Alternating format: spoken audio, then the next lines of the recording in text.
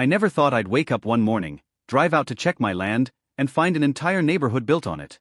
But if you've ever dealt with an HOA, Karen, you know they think every inch of the earth belongs to them.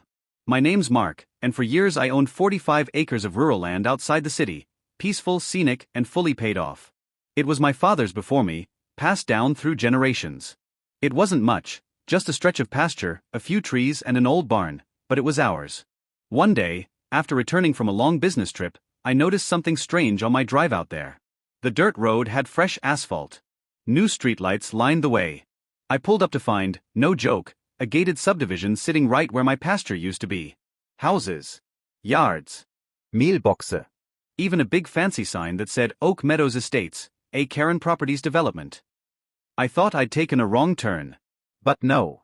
It was my land. I parked by the entrance, walked up to the security guard, and said, "Hey, this is private property. Who gave permission to build here?" He smirked. "You'll need to speak to the HOA president, Mrs. Karen Hensley." Of course.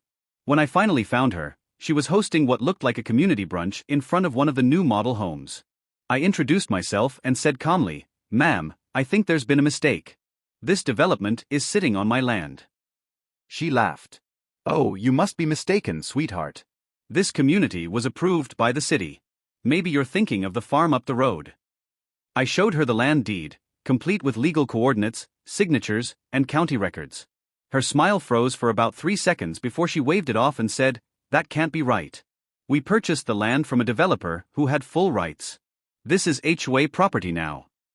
That's when I realized she had no idea what she'd stepped into. The so-called developer she mentioned?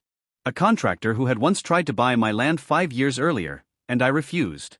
Apparently, he forged documents, sold plots to the HOA, and disappeared after collecting the money. And now, 36 families were living illegally on my property. I didn't yell. I didn't threaten. I just smiled, walked back to my truck, and made 2 phone calls, one to my attorney, and the other to the sheriff's office. The sheriff confirmed what I already knew: the land deed was crystal clear. I still owned it free and clear. Those houses were built on private property, without zoning, without permits, without ownership rights. 2 weeks later, the real fun began. Early one morning, I showed up at the front gate with a team of workers and a locksmith. We installed a brand new industrial gate with coded locks. The community woke up trapped inside their own development. I wasn't being cruel, just enforcing the boundaries of my property. Then I handed 36 separate envelopes to the county deputy, each one a formal eviction notice served under trespassing law. The HOA tried to stop him, claiming community rights, but the deputy just shrugged. "This ain't your land, folks." Karen's face turned purple. "You can't just evict people. These are families." I said, "You should have checked who owned the dirt under their driveways."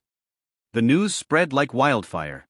Homeowners realized they'd bought houses on land that didn't belong to them. The fake developer had vanished, their mortgages were worthless, and the HOA's insurance refused to cover a single penny. By the end of the month, every one of those houses sat empty. Karen herself tried to sue me for emotional distress, but the judge laughed her right out of the courtroom.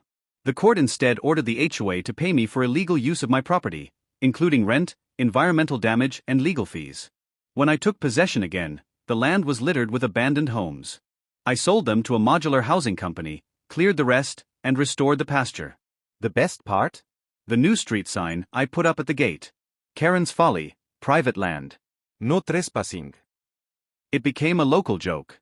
Even the sheriff drives by sometimes just to chuckle. And Karen? Word is she had to move 2 counties over after her development empire crumbled. Maybe next time she'll read the fine print before trying to build her dreams on someone else's.